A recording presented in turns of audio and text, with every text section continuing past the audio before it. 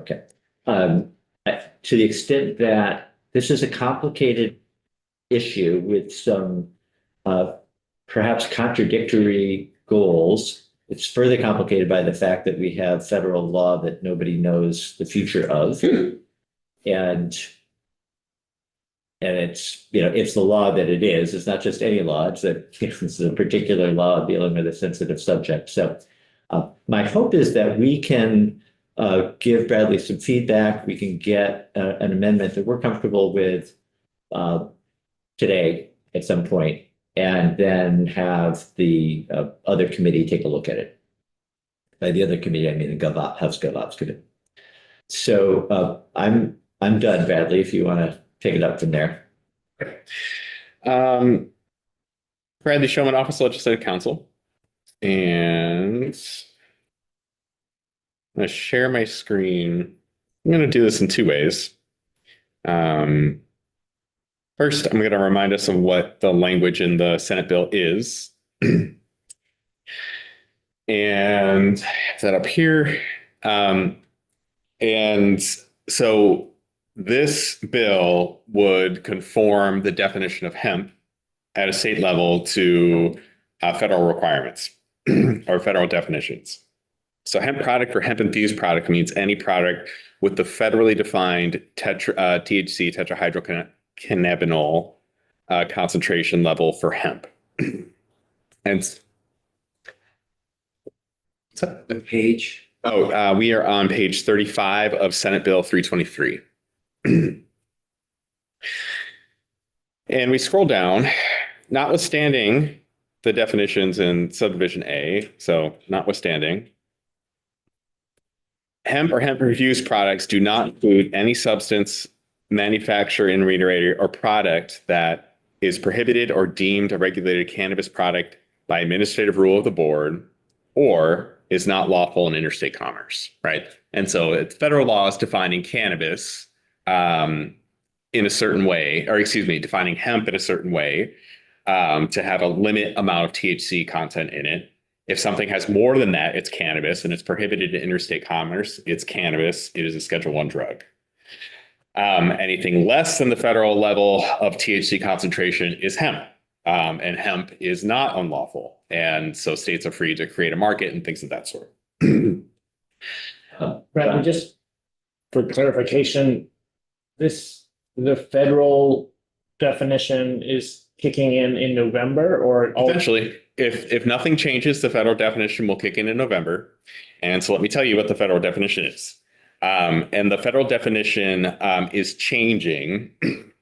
Currently, it's 0.3% of Delta 9 THC by volume. It's changing to 0.3% of the THC of any of the strains. And I'm not sure if strain is the correct word, but the Delta 9, Delta 8, Delta 10. There's some other caveats there, but the kicker is, or the piece that is most controversial in terms of the end product is if a final product has more than 0.4 milligrams. So we're not doing a percentage weight, we're doing a straight weight, 0.4 milligrams of total THC in the final product. If it has more than 0.4 milligrams, then that product is cannabis and it is unlawful in interstate commerce. And I think that is the piece that people are struggling with, right? Because we've gone from a percentage weight, a 0.3% total THC in a product, to a specific weight that could potentially exclude more products, right?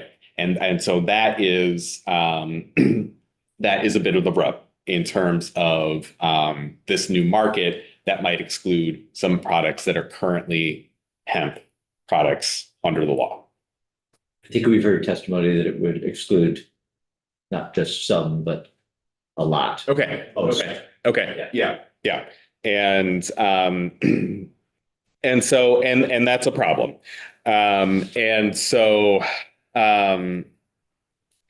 So if the federal law goes into effect, let me go back to this piece really quick before we get to the amendment. If the federal law goes into effect in November, that would be the primary issue. There's also another issue, no matter what, if this bill is passed, if Senate 323 is passed, as is, There's also a fees issue. So processors will have increased fees. Some processors will have increased fees under the Senate 323. There's a $500 fee for a processor, and there's a new $75 fee to register a hemp product. Right. And so there's new fees. So there's the federal definition, and new fees are issues that I was asked to kind of take a look at. If the federal law changes and does not go into effect, this bill still conforms to federal law. So whatever the federal law winds up being, this bill would still conform to the federal law. And the bill would still also have issues related to fees, right? And so some consumers might find the fees, object to the fee increase, I should say. Representative O'Brien. So just to be clear, right now we're conforming with the federal definition of hemp too, right? Essentially, yeah. Because right now it's 0.3% THC, Delta 9 THC. So, in conferring with the Cannabis Control Board, come up with some amendment language, and we could discuss what this amendment language does. There's 3 instances of amendment. The first 2 are technical because we're adding to a list, and I'll show you what the list is actually. If we're flipping back to Senate Bill 323 on page 38, we're looking at rulemaking authority. So this amendment amends the this section here, the rulemaking authority for the Cannabis Control Board. So the Cannabis Control Board is not required to, but may adopt rules. And there's a list of rules that list of things that it may do rulemaking for. We're getting to section 9 here, and we're going to add, and this amendment proposes to add 10, 11, and 12. So I'm going to switch to the amendment, flipping back. And so the first 2 instances of amendment are just conforming, technical, just so we can, if the committee passes it, the clerks could copy and paste things into the bill.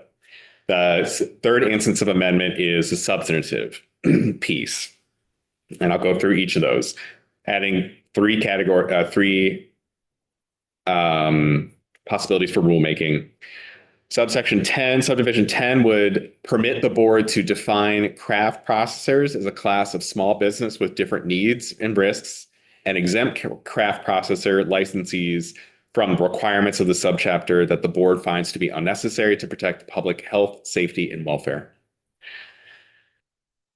The board could do rulemaking to waive or reduce licensing fees for hemp processor applicants pursuant to rule or readily available policy.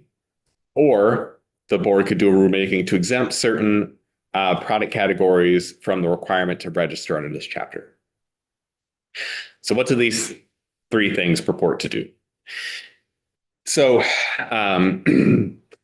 in addressing the fees issue, these 3 amendments would permit the board to do rulemaking to create a category of hemp processors called craft processors. And currently, the proposal is to define these craft processors as a class of small businesses with different needs and risks. And once the board would do rulemaking to define what that means, then the board could exempt those craft processor licensees from the requirements of the subchapter.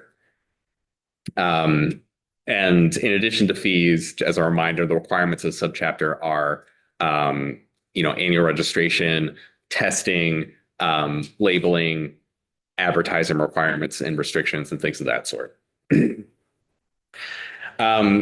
This does not, in statute, define what a craft processor is. So this committee has defined small processors. I think an example from last year would be like the cottage food processor, something similar to that. So the committee has given more guidance to administrative agencies in terms of defining what these things are. As it stands here in this draft of the amendment, that would be up to the Cannabis Control Board to kind of put in the parameters of what a craft processor actually is. And it could be a number of things. But it would be up to the Cannabis Control Board to define that. Representative O'Brien. It seems like it's almost missing a different needs and risks than, the other class of hemp processors. I mean, is that recognized like everybody else who's not a craft processor? Like all small businesses have different needs. I mean, you could add when compared to other businesses as defined in the subsection. I think that kind of is read into it, but we could add that language to add what we're comparing it to. That's definitely a possibility. Just what it carves out and who's not carved out. Okay. And then the board would also have the option to waive or reduce licensing fees for craft hemp processors. And I think this is my mistake here on this bill, but I put the word hemp in. And so the language the board proposed was just craft processor. I think as I talk about it, I say craft hemp processor. So I would take that word out, and let me explain why.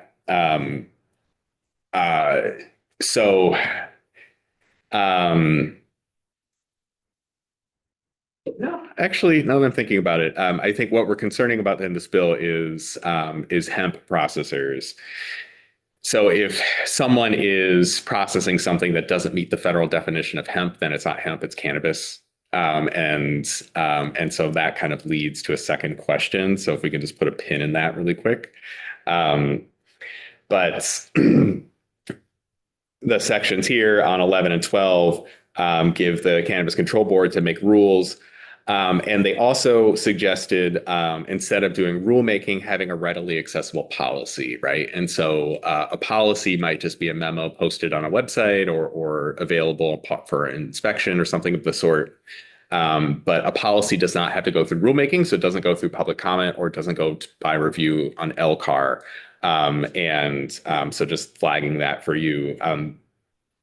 And then exempt certain product categories from the requirement to register, right? And so each product has to register and pay that $75 fee for that product, right? So you could have 20 products that you have to register each of those products and pay that $75 fee. And so the board is proposing to have certain product categories be exempt from having to register. What those categories are, what they might entail, that would be up to the board to decide. And so here, the committee could choose to give the board more guidance or try to suss out what the goals might be. Or the committee could choose to delegate that authority to the Cannabis Control Board. Now, what this doesn't necessarily do is resolve the issue, and I'm not sure if there is an issue there is a clear way to resolve it, but doesn't necessarily resolve the issue of if someone has a hemp product today that does not meet the federal definition, and that federal definition goes into effect in November. What do they do with that hemp product? Well, that hemp product is now cannabis. And so under our laws, it would have to be sold potentially just in a dispensary. Those individuals might not want to do that for whatever reason. They might be currently selling at a farmer's market, or they might be currently selling at a retail store. But they would not be able to sell those products anymore in a retail store or a farmer's market.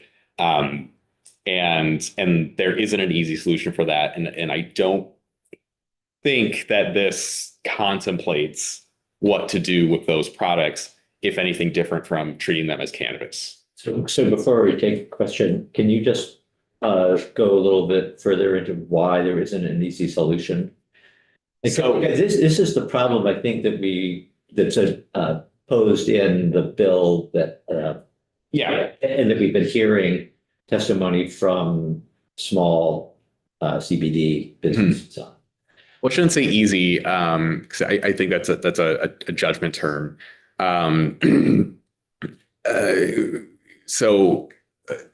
This amendment does not spell out what that solution would be. It would give the discretion to potentially give some discretion to the board to do that. But if a product today is marketed as hemp and the federal law says that product is not hemp, it's actually cannabis, there's sales restrictions, both as a matter of state law, right? Because cannabis can only be sold at a dispensary under certain restrictions and meet certain requirements and things of that sort as cannabis. And there's also some restrictions in terms of being able to sell that product and engage in banking, use your credit card to buy that product. And potential restrictions on purchasing that product that are financial. And so you have a product that's lawful in commerce today, but if the federal law goes into effect, that product is no longer lawful in commerce. And so the question would be, do you treat that product as cannabis, or do you carve out a different category for that product, whether you still consider it as hemp or you consider it something else? But if that product is considered cannabis at a federal level, it still does need to take into consideration what that means in terms of selling it in interstate commerce and engaging in financial transactions around processing that product and putting it on the market to sell it. And so it does have some specific needs that do need to be addressed in a thoughtful way. So I think that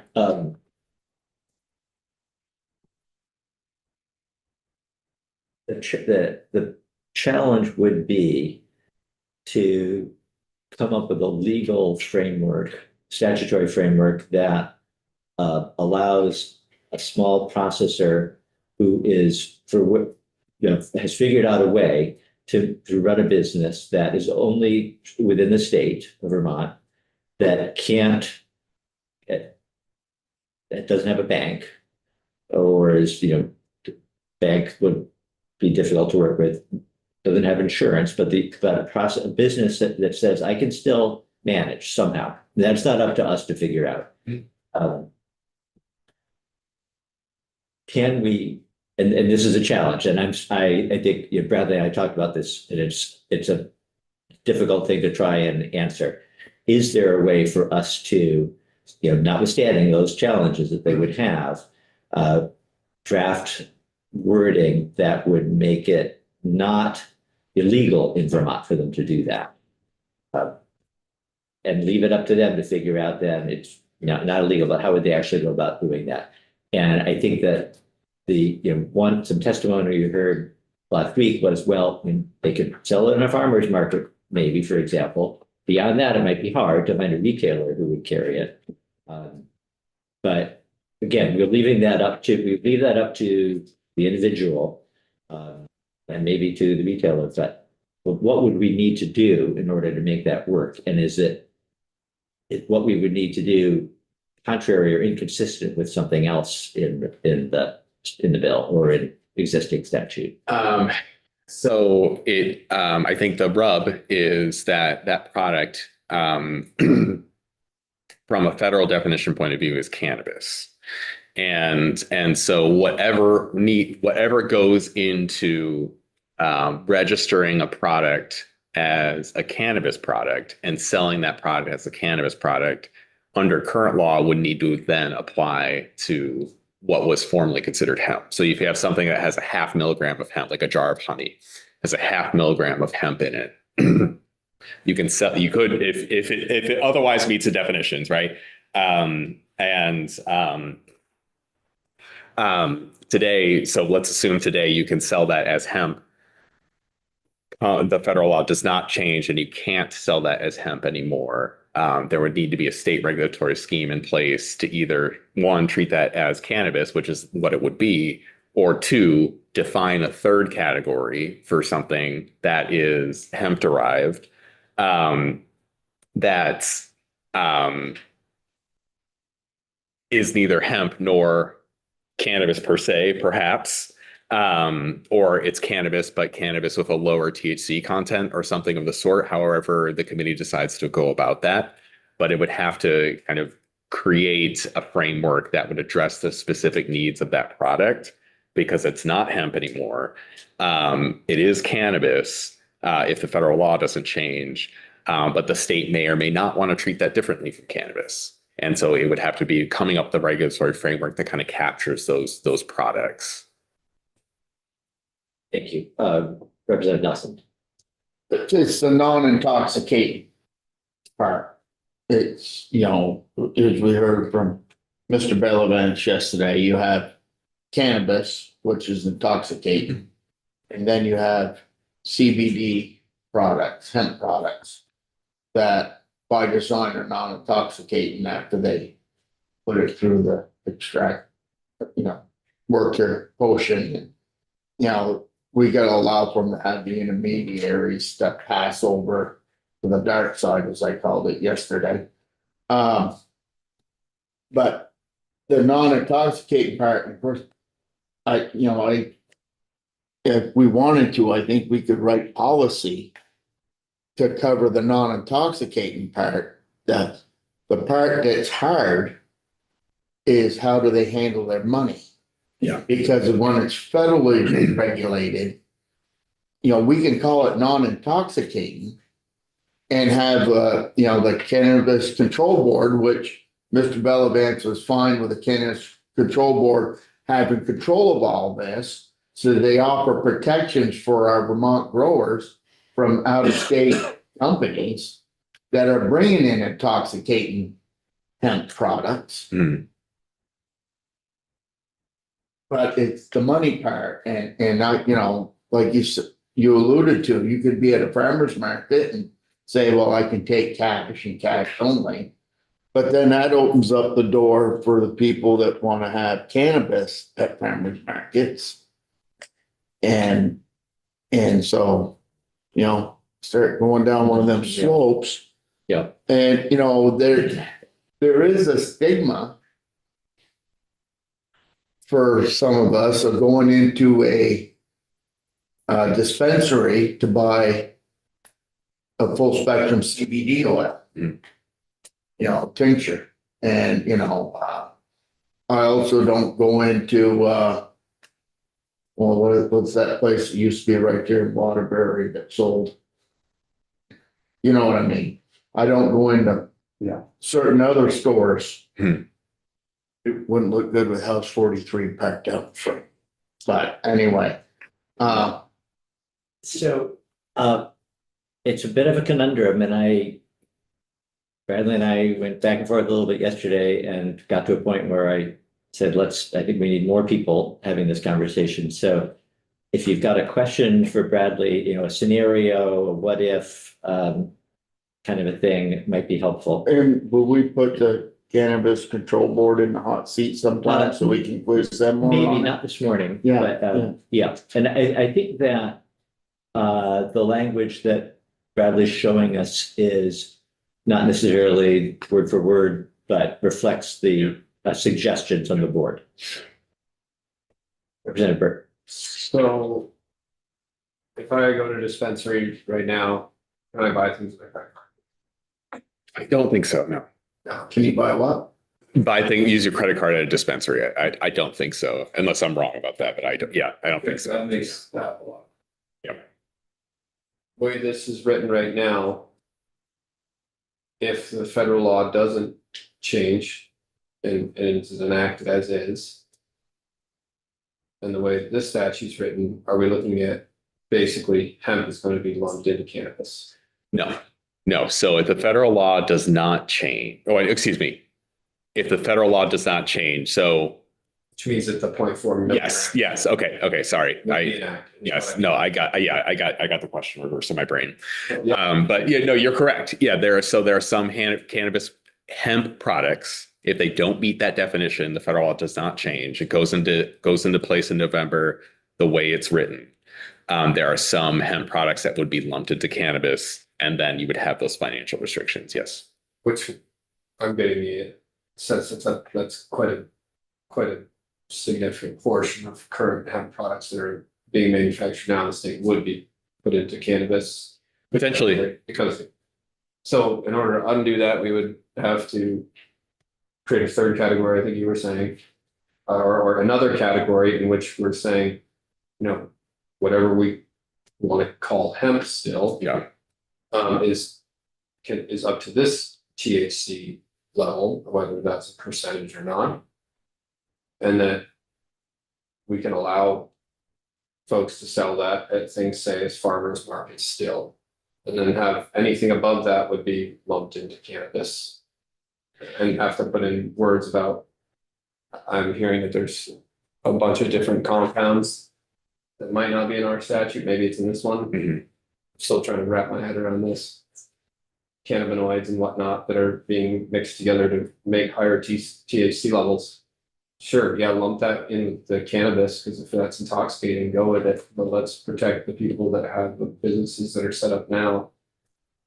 In the category that we've been calling hemp, that's not intoxicating, let's protect them.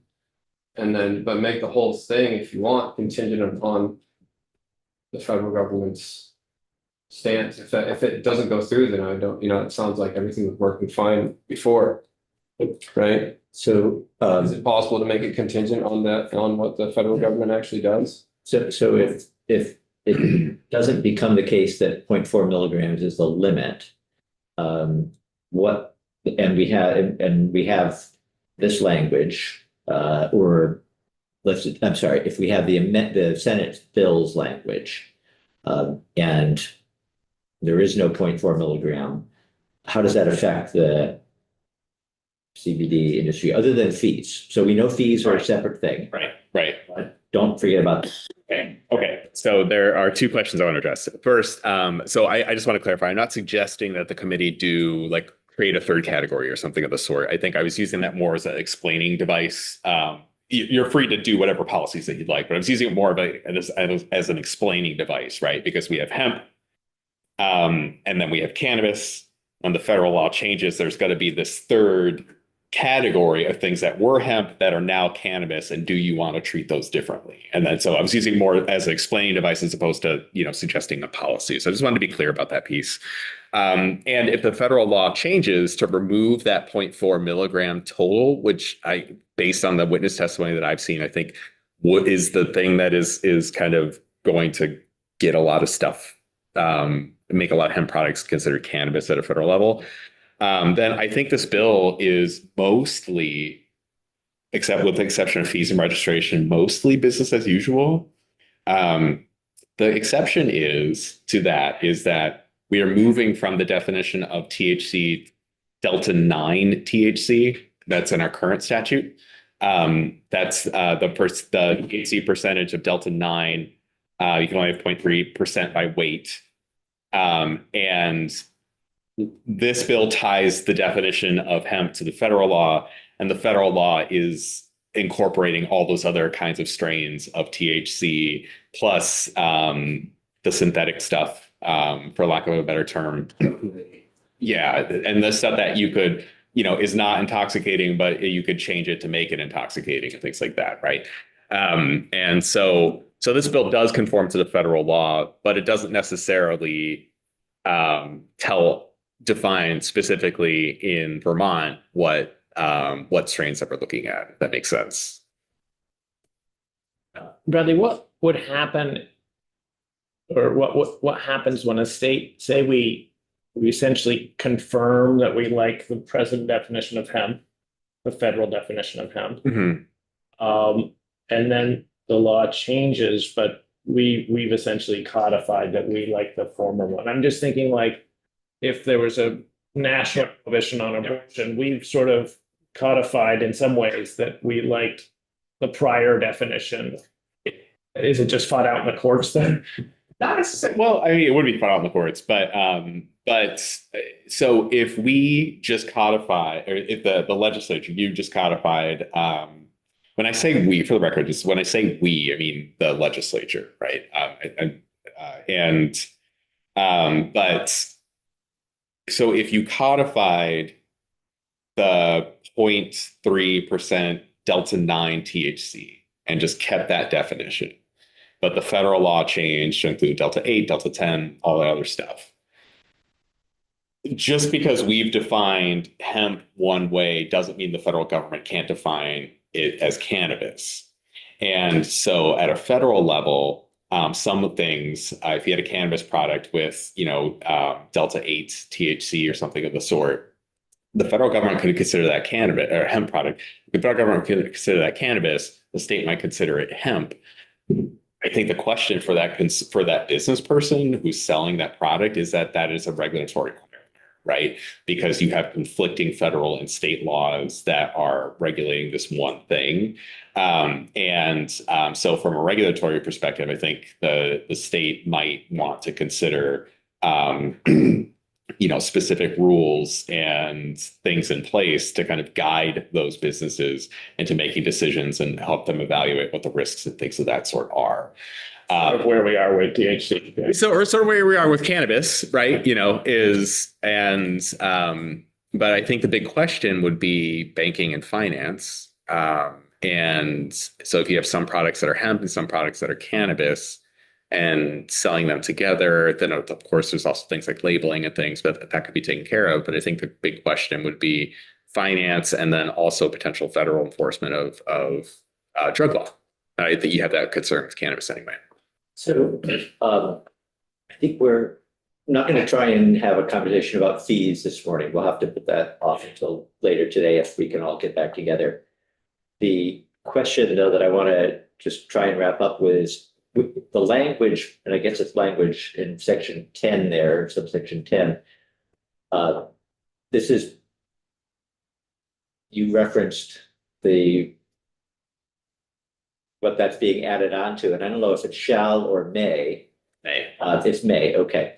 So this would give the board the ability to do some things. Is one of those things that it could say, we're going to make it the case that somebody who wants to have a kitchen operation and sell to a farmer's market can do so without violating Vermont law. Leaving aside the financial, the insurance questions, the banking question. So I think that might be the intent of the Cannabis Control Board. I think with this language, it doesn't require them to do that. And doesn't require them. We could address the fact that it doesn't require them. We could make it so that it doesn't require them to do that. But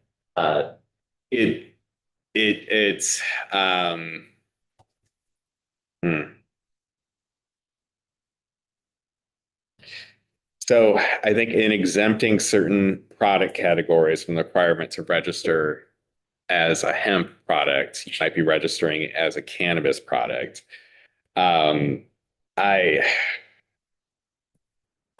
think it is not clear that this language authorizes the Cannabis Control Board to do that. I